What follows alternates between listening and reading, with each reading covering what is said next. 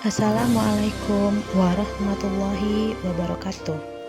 Perkenalkan, saya Nana Rahma, peserta Latsar CPNS golongan 3, angkatan 1, kelompok 1, Kota Padang, tahun 2002. Baiklah, pada kesempatan kali ini saya akan menjelaskan tentang tugas agenda 2 saya, yaitu tentang manajemen ASN, Resume Review Learning Journal.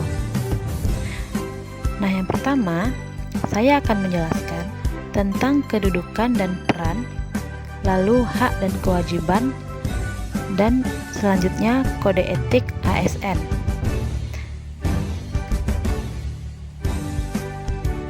Yang pertama, yaitu tentang manajemen ASN. Manajemen ASN adalah pengelolaan ASN untuk menghasilkan pegawai ASN. Yang pertama yaitu profesional, yang kedua memiliki nilai dasar, yang ketiga etika profesi, yang keempat bebas dari intervensi, dan yang terakhir yaitu bersih dari praktek KKN. Berdasarkan Undang-Undang Nomor 5 Tahun 2014, ASN dibagi menjadi dua. Yang pertama yaitu PNS atau Pegawai Negeri Sipil. Yang kedua adalah P3K, Pegawai Pemerintah dengan Perjanjian Kerja. Perbedaan antara PNS dan P3K di sini adalah PNS merupakan warga negara Indonesia yang memenuhi syarat tertentu, diangkat sebagai pegawai ASN secara tetap oleh pejabat pembina kepegawaian untuk menduduki jabatan secara nasional. Lalu P3K atau pegawai pemerintah dengan perjanjian kerja adalah warga negara Indonesia yang memenuhi syarat tertentu yang diangkat berdasarkan perjanjian kerja untuk jangka waktu tertentu dalam rangka melaksanakan tugas pemerintahan sesuai dengan kebutuhan instansi pemerintah dan ketentuan perundang-undangan. Di dalam manajemen ASN ini ada fungsi dan tugas kita sebagai ASN. Yang pertama yaitu pelaksana kebijakan publik, di mana pelaksana kebijakan publik ini adalah melaksanakan kebijakan yang dibuat oleh pejabat pembina kepegawaian sesuai dengan ketentuan peraturan perundang-undangan. Yang kedua, yaitu pelayan publik, di mana pelayan publik ini adalah memberikan pelayanan publik yang profesional dan berkualitas. Lalu yang ketiga, fungsi dan tugas ASN adalah perekat dan pemersatu bangsa, di mana tugasnya yaitu mempererat persatuan dan kesatuan negara Kesatuan Republik Indonesia.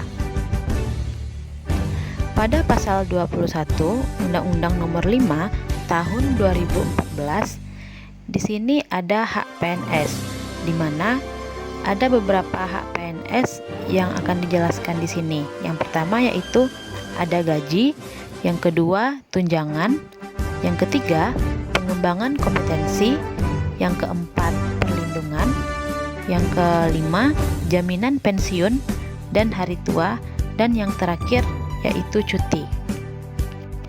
Adapun pada pasal 22 Undang-Undang Nomor 5 Tahun 2014, di sini ada hak P3K, di mana yang pertama yaitu adalah gaji, yang kedua tunjangan, yang ketiga cuti, yang keempat pengembangan kompetensi, dan yang kelima perlindungan. Nah, di sini dapat kita lihat ada beberapa yang berbeda haknya antara PNS dan P3K, di mana hak PNS pada pasal 21 Undang-Undang Nomor 5 Tahun 2014 di sini tertera yang pertama yaitu gaji, yang kedua tunjangan, yang ketiga perlindungan, yang keempat pengembangan kompetensi, yang kelima jaminan pensiun dan hari tua, lalu yang terakhir cuti. Dari beberapa poin yang terdapat pada hak PNS ini tidak jauh berbeda dengan hak P3K. Namun yang berbeda adalah pada hak P3K pada pasal 22 Undang-Undang Nomor 5 Tahun 2014, di sini tidak adanya jaminan pensiun dan hari tua.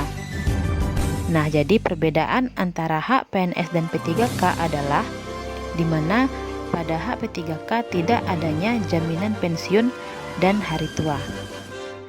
Pada hak PNS dan P3K ada yang namanya yaitu pengembangan kompetensi.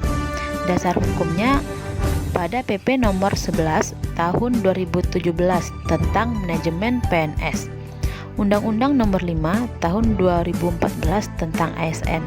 Acuan pelaksanaannya adalah Peraturan LAN nomor 10 tahun 2018 tentang pengembangan kompetensi PNS pasal 5. Selanjutnya yaitu perlindungan PNS.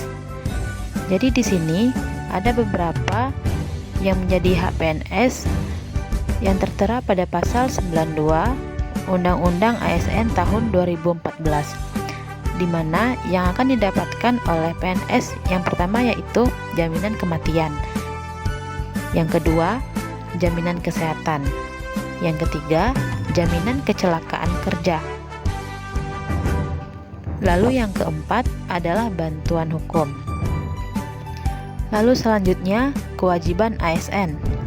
Kewajiban ASN adalah suatu beban atau tanggungan yang bersifat kontraktual, sesuatu yang patutnya dilaksanakan oleh ASN. Jadi semua ASN di sini berkewajiban melaksanakan. Yang pertama, kewajiban PNS adalah setia dan taat pada Pancasila, Undang-Undang 1945 dan NKRI. Yang kedua, menjaga persatuan dan kesatuan bangsa. Yang ketiga, melaksanakan kebijakan yang dirumuskan pejabat pemerintah yang berwenang. Dan yang keempat adalah menaati ketentuan peraturan perundang-undangan.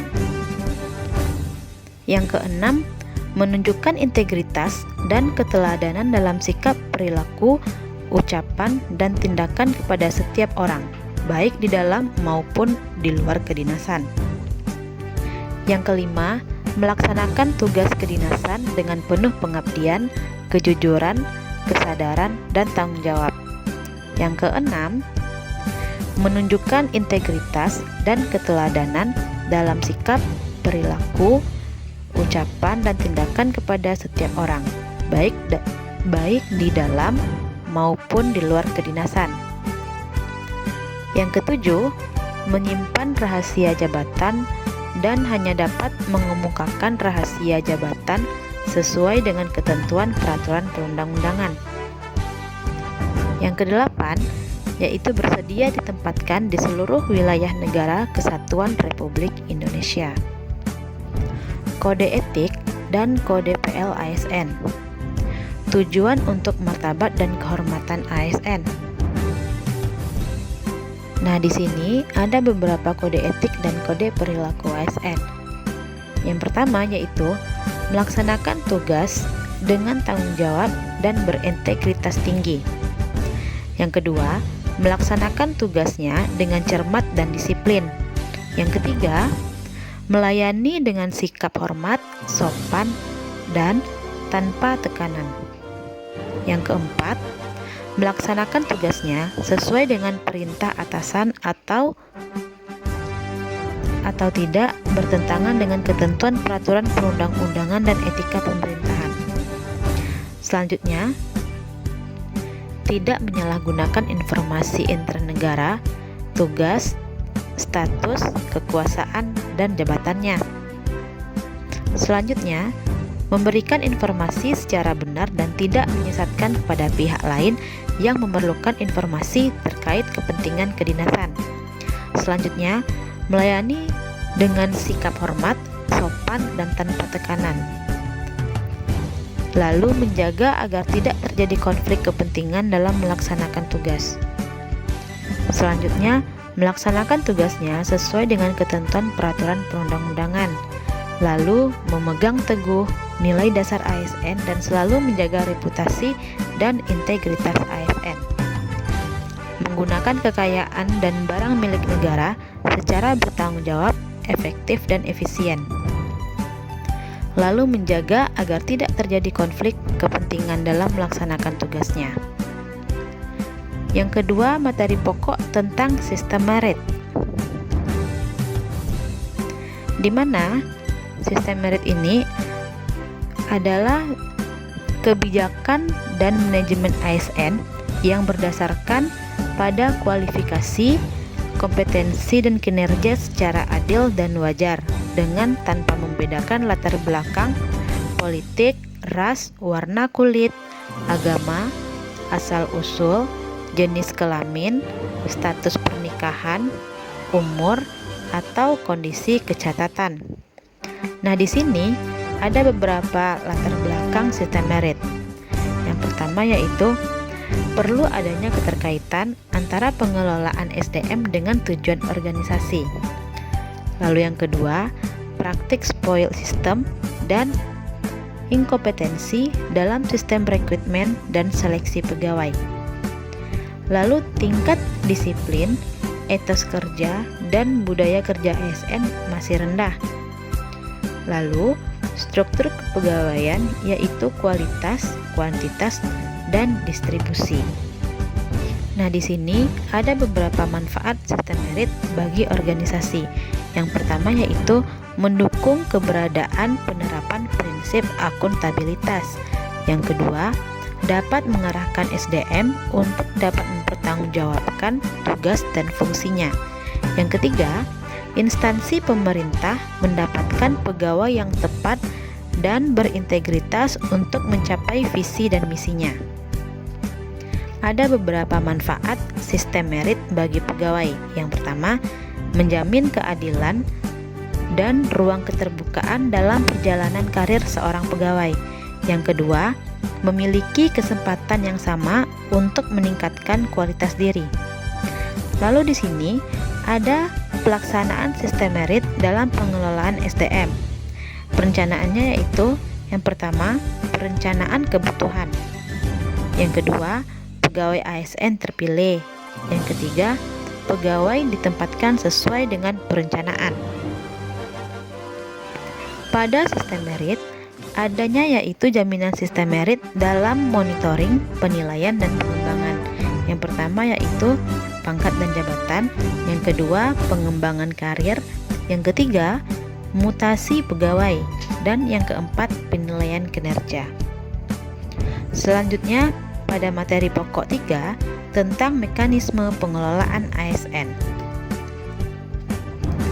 Pada mekanisme pengelolaan ASN, terdapatnya dasar hukum manajemen ASN. Ada pada Undang-Undang Nomor 5 Tahun 2014 tentang aparatur sipil negara. Diatur mulai dari pasal 55 Undang-Undang ASN. Di sini ada manajemen PNS. Di sini ada manajemen PNS. Yang pertama yaitu penyusunan dan penetapan kebutuhan. Yang kedua, pengadaan. Yang ketiga, pangkat dan jabatan. Yang keempat, pengembangan karir. Yang kelima, promosi. Yang keenam, mutasi. Yang ketujuh, penilaian kinerja.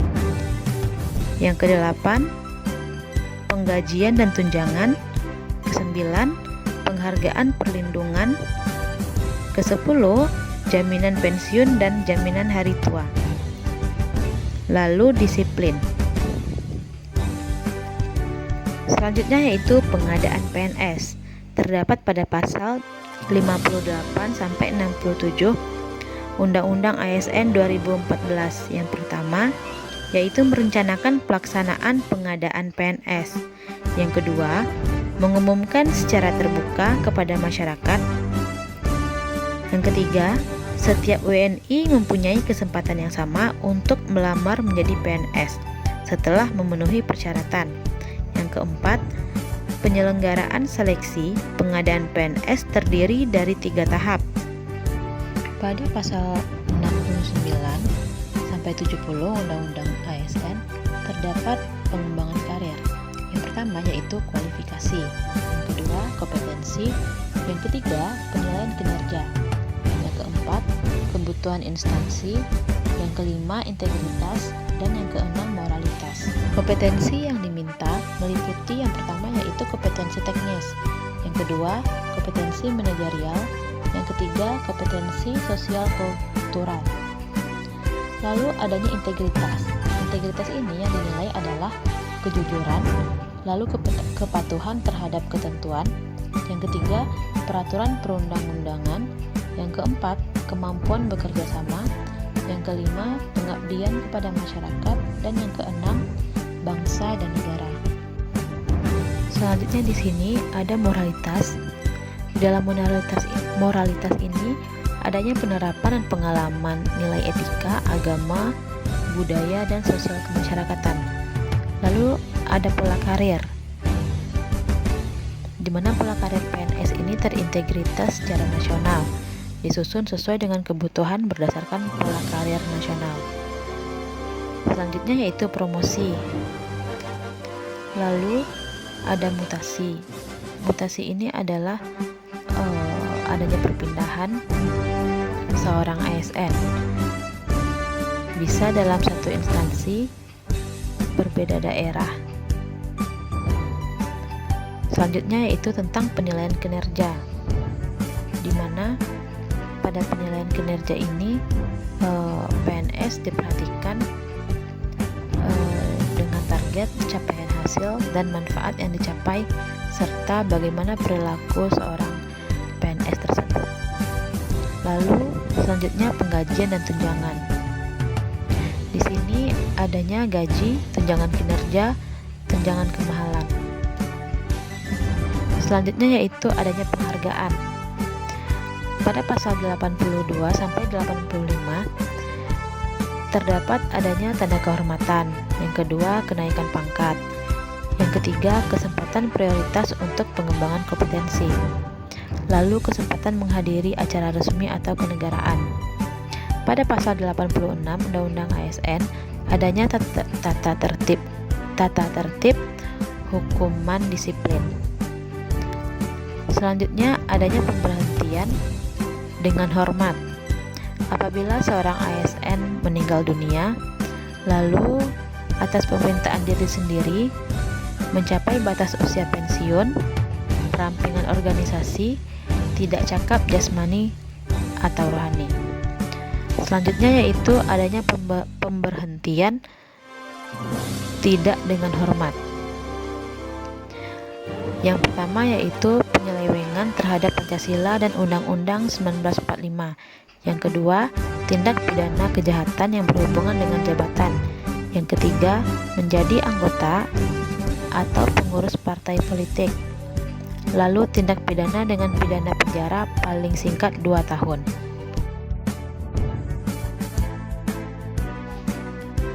Selanjutnya adanya pemberhentian sementara ASN, yaitu diangkat menjadi pejabat negara.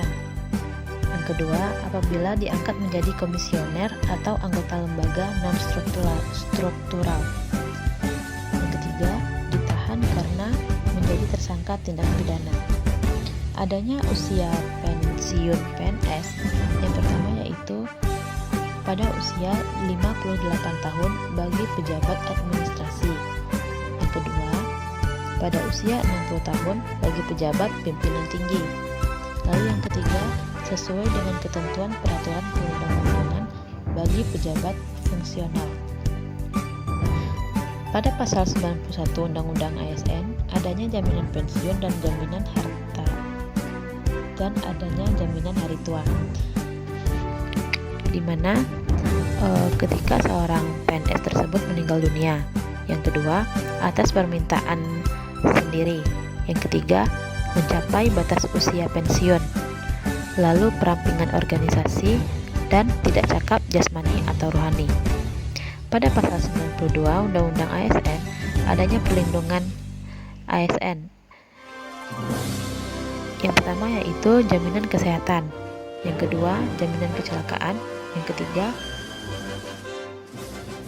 kematian bantuan hukum.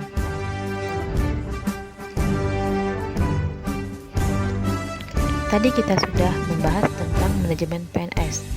Lalu sekarang kita akan membahas tentang manajemen P3K.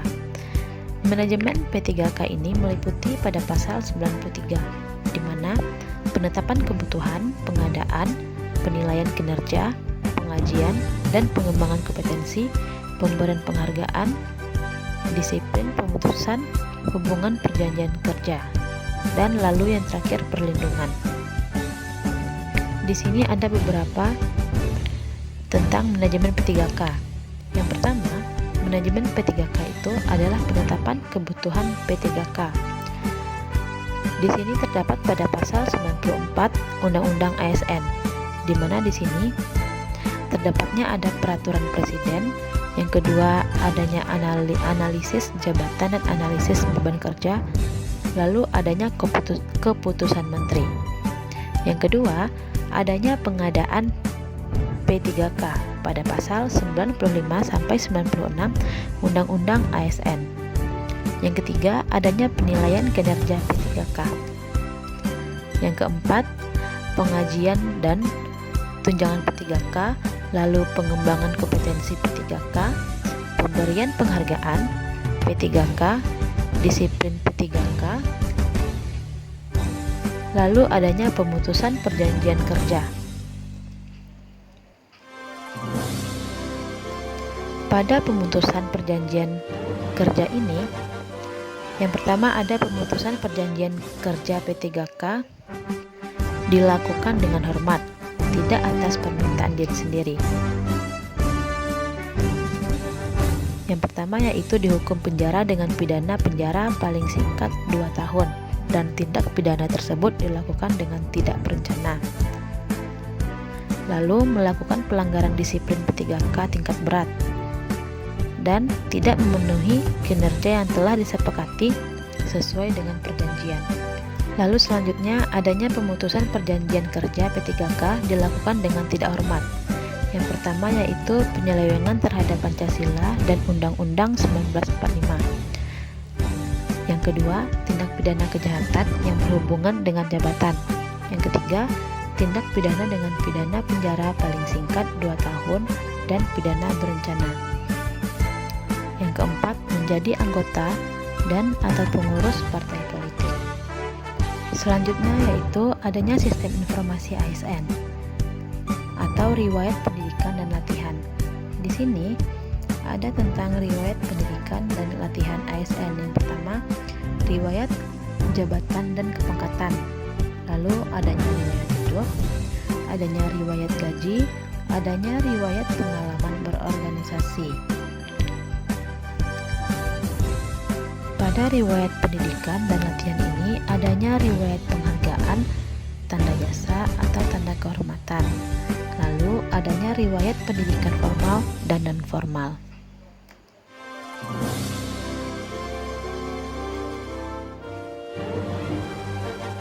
Lalu di sini adanya penyelesaian sengketa. Sengketa pegawai ASN diselesaikan melalui upaya administratif. Lalu keberatan diajukan secara tertulis kepada atasan. Pada upaya administratif terdiri dari keberatan dan banding administratif. Ketentuan lebih lanjut mengenai upaya administratif dan badan pertimbangan ASN diatur dengan perundang pemerintah.